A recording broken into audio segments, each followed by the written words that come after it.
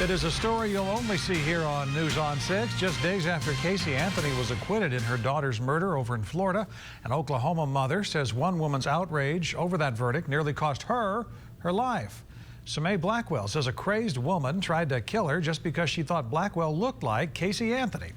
Lacey Lowry has her harrowing tale of survival tonight. I left about 10:30, 10:35. Samay Blackwell hopes she never hears this again. It's like, you look like Casey Anthony. I'm like, okay. She doesn't think it's funny after what happened July 8th. Blackwell works at this convenience store and says Shireen Nally came in that night around 10 and looked very suspicious, then left after buying gas. And I just couldn't keep my eyes off of her.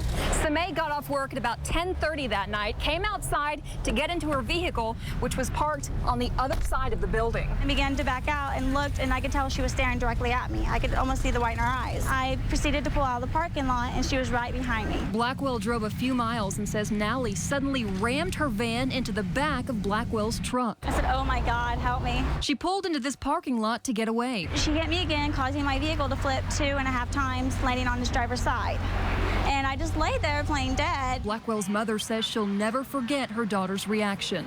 I got to her, she was crying, she was shaking. She says, Mama, this lady thinks I'm Casey, Anthony.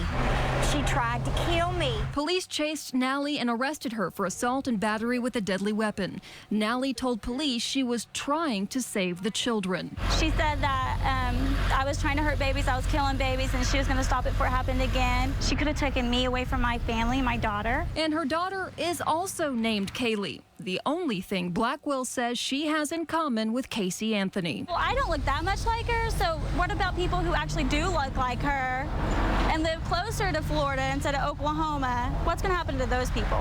Lacey Lowry, News on 6 tonight.